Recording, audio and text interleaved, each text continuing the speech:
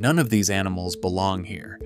Every one of them arrived the same way, carried in by us, on a ship, in a shipment, in a cargo hold, or turned loose by someone who thought they could control it.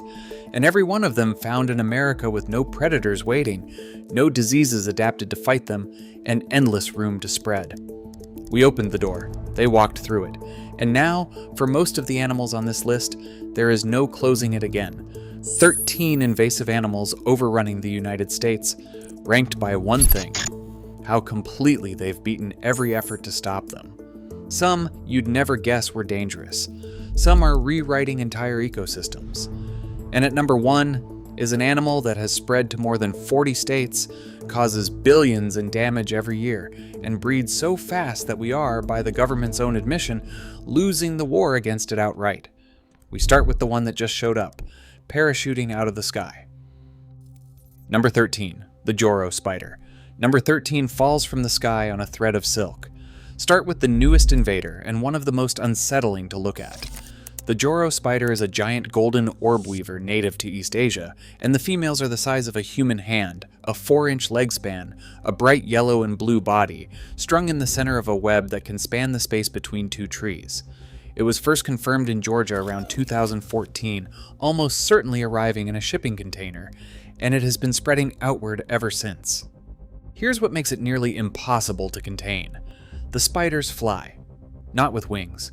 The hatchlings spin out fine strands of silk that catch the wind like a parachute, a trick called ballooning, and ride the air currents for miles to land somewhere entirely new. That's how a spider with no wings has crossed state after state on its own, turning up now in more than a dozen states, from Georgia up to Maryland and beyond, with researchers saying it's only a matter of time before it reaches New York and much of the eastern United States. Now the honest part, because the headlines get this wrong. The Joro spider is not the venomous monster the internet made it out to be. It's shy, its fangs can barely break human skin, and its bite is milder than a bee sting. It won't hurt you, your kids, or your pets. It ranks 13th precisely because its danger isn't to people. It's what it represents, a hand-sized foreign predator that can float across the country on the wind, that nobody can meaningfully stop, is a preview of how helpless we are against a determined invader. But the next one fights back with poison. Number 12, the cane toad. Number 12, poisons. Whatever tries to eat it. Down in Florida and along the Gulf lives an animal that turns the natural order against itself. The cane toad is a huge, warty amphibian. Some grow bigger than a dinner plate, introduced to control crop pests and now thriving across the southern United States. It eats almost anything it can fit in its mouth, including native frogs and the food other animals depend on. But that's not what makes it dangerous. What makes it dangerous is that eating it is a death sentence. Behind each of the cane toad's eyes sits a large gland that secretes a potent, milky toxin, and when a predator, such as a native snake, a raccoon, or a curious dog, bites down, that toxin floods its mouth. For a family pet, it can be fatal within minutes. Dogs die every year in Florida from mouthing a cane toad in the yard. The genius of it, from the toad's point of view, is horrible. It doesn't just survive in America, it poisons the very predators that might have kept it in check, clearing its own path as it spreads. It ranks 12th because its harm is mostly local and mostly to pets and wildlife rather than a sweeping national threat. But it makes the list's second point. An invader doesn't need to attack you to win. It just needs to make itself impossible to eat. And the next one doesn't wait to be attacked, it climbs out of the water and walks. Number 11, the northern snakehead. Number 11 is a fish that can cross dry land to reach you. If you set out to design a nightmare invasive, you might land on something like the northern snakehead, a long, blotched, toothy, predatory fish from Asia that the press nicknamed the Frankenfish, and for once, the hype is earned. It can grow to 3 feet, it devours other fish, and it has 2 abilities that make it a wildlife manager's worst case. First, it can breathe AIR, gulping oxygen directly through a primitive lung-like organ. And second, using that ability, it can survive out of water for days and wriggle its body across wet ground to move from one pond to another. Think about what that means for stopping it. You cannot simply wall off a lake. A snakehead can leave a contaminated pond and travel overland to colonize the next one. When they first turned up in a Maryland pond, authorities were so alarmed they poisoned the entire pond to kill them, and the fish had already spread. Today, established populations exist in the Potomac and multiple states, and a single female can carry many thousands of eggs, spawning several times a year. It ranks 11th because, for all its horror movie abilities, its damage so far has been contained to specific watersheds rather than the whole country. But no animal on the list better captures the theme: how do you stop something that can simply walk away from the trap? And the next one has already destroyed the ground itself, across an entire coastline. Number 10. The nutria. Number 10 is eating the coastline out from under America. The nutria is a swamp rodent the size of a small dog, up to 20 pounds with a rat-like tail and bright orange teeth, imported to the United States for the fur trade, then released or escaped into the wetlands, where millions now chew through the marsh. And its damage is a special, insidious kind. It doesn't just eat plants, it eats the roots that hold the wetlands together. Here's why that's catastrophic. Coastal marshes are held in place by the root systems of the plants growing in them. Nutria dig out and devour those roots, and when the roots die, the soil that was anchored to them washes away, turning solid marsh into open water. In a place like coastal Louisiana, which is already losing land to the Gulf at a frightening rate, an animal that accelerates the disappearance of the wetlands is a threat to the levees, the storm barriers, and the communities behind them. States now run bounty programs paying hunters per tail just to slow the loss. It ranks 10th because the damage, while severe, is concentrated in the wetlands rather than nationwide. But it earns its place by attacking something more fundamental than crops or wildlife, the land itself. The next invader is doing the very same thing underwater, to entire coral reefs. We're at the halfway mark, and from here up, these aren't local problems anymore. They're national ones, costing billions, rewriting whole ecosystems and pushing the front line of the invasion into new country every year. If the real story of Invasive America is your kind of thing, take 1 second and subscribe. It genuinely helps the channel keep making these. Because number 9 has already conquered the entire Atlantic coast, and nothing we do can pull it back out. Number 9. The lionfish. Number 9 is a beautiful fish that emptied the reefs. The lionfish looks like living art, a graceful, striped, fan-finned creature trailing venomous spines like the plumes of a headdress. It belongs in the Pacific. But released from aquariums into the Atlantic, it has exploded across the entire southeastern coast, the Gulf, and the Caribbean, in what may be the single most successful marine invasion in history. Those elegant spines are venomous enough to deliver an excruciating sting to a diver, but the reefs have far more to fear from it than people do. A lionfish is an eating machine with no brakes. It preys on the small reef fish that keep a coral ecosystem healthy, and in invaded waters it has reduced some native fish populations by large margins, hoovering up juveniles faster than they can reproduce. And here's what makes it unstoppable. In the Atlantic, it has no natural predators. Nothing evolved to eat it. It breeds year-round, and a single female can release tens of thousands of eggs at a time. No cleanup effort can ever catch enough of them. The main defense we have is people spearfishing them one at a time and putting them on dinner menus. It ranks 9th because its devastation, while enormous, plays out underwater where most people never see it. But it is the clearest proof yet of the list's dark logic. Drop a predator into a world with no answer for it, and it will strip that world bare. The next one is stripping the land bare, on land, to the trees. Number 8, the spotted lanternfly. Number 8 is the bug that entire states are begging you to kill. You may have seen the signs or the pleas online. If you see this bug, stomp it.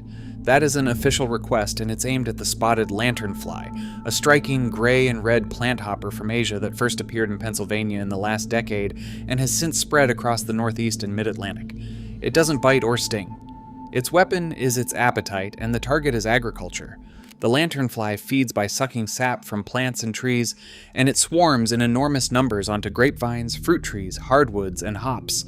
As it feeds, it excretes a sugary substance called honeydew that coats everything below in a black, sooty mold. For vineyards, orchards, and timber, it's a genuine economic threat, capable of doing tremendous damage to crops that industries depend on.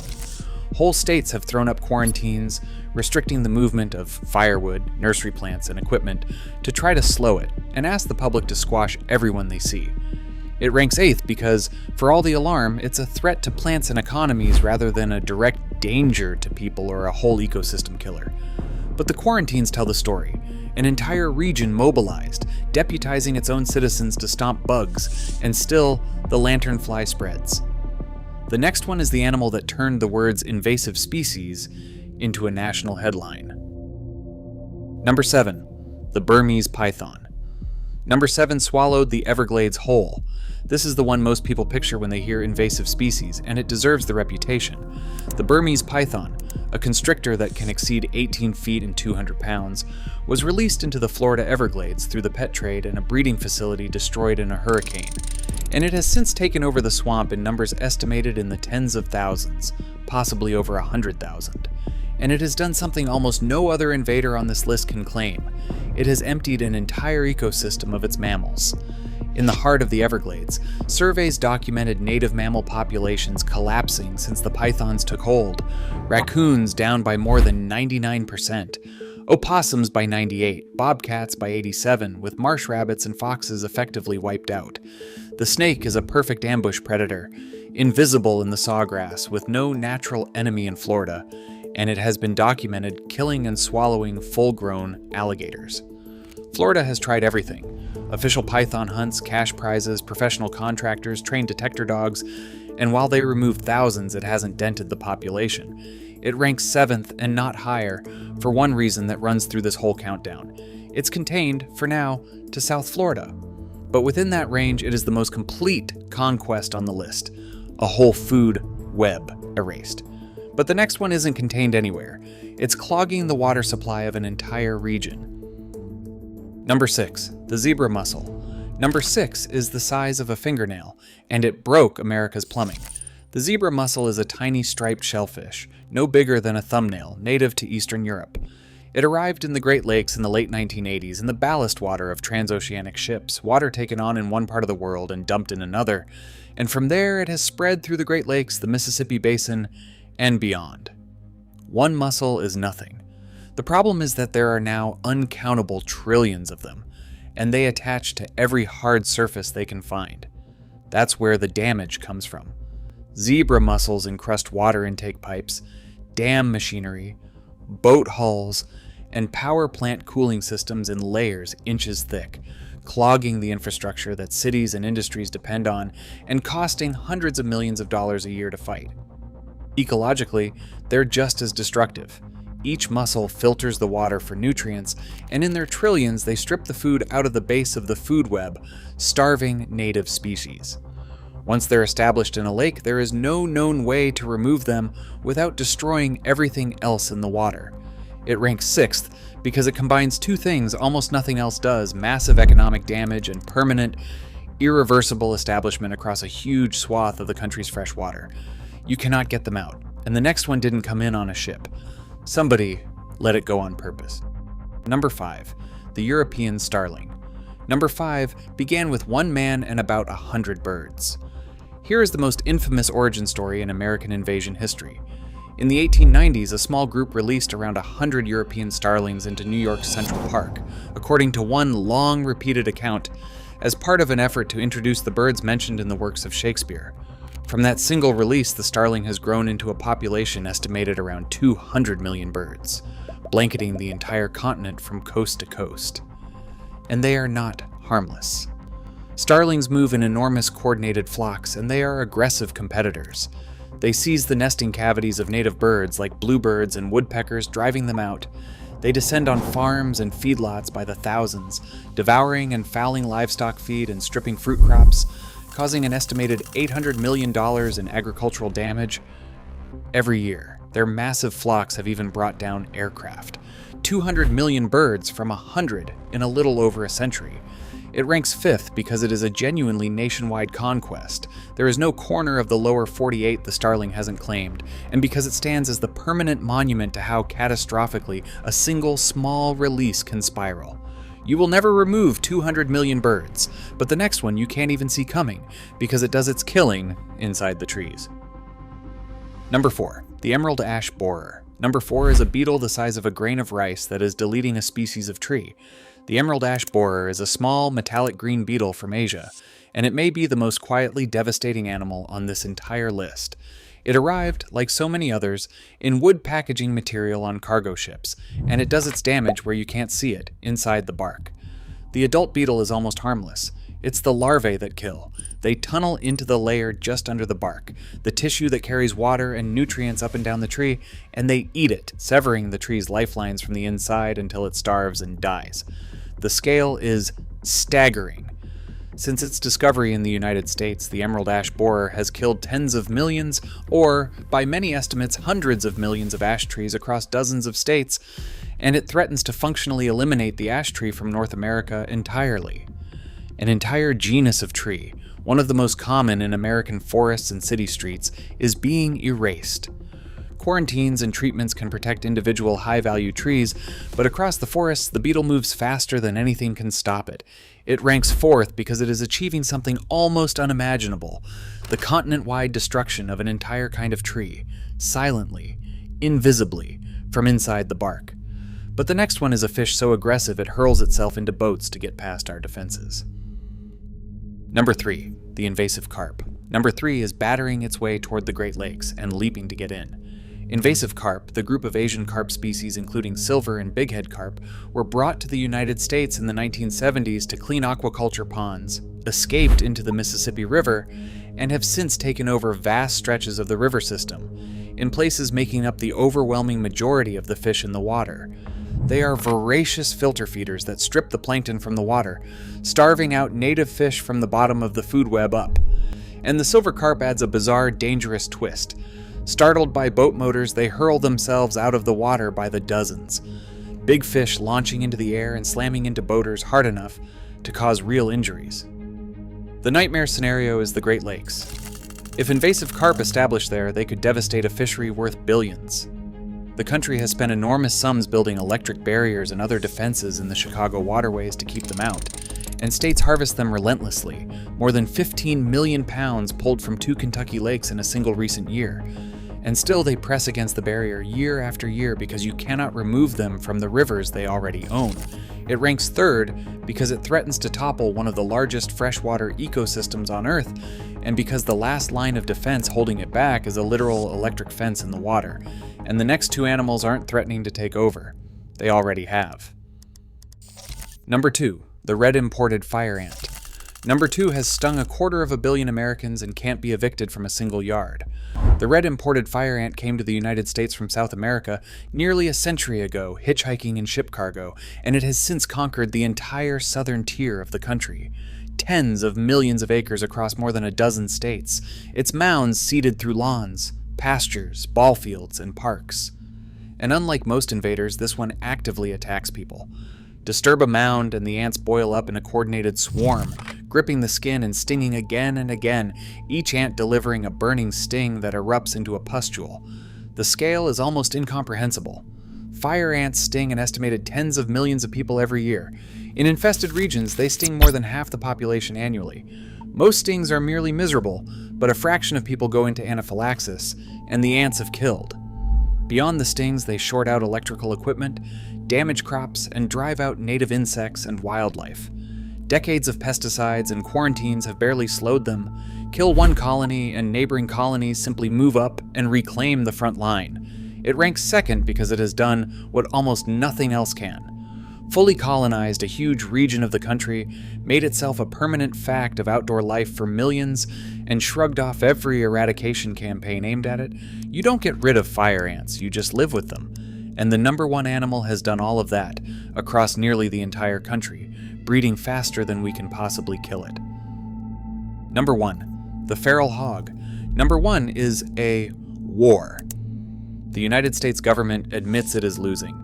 Here it is, the most destructive invasive animal in America, and the one that has beaten us most completely.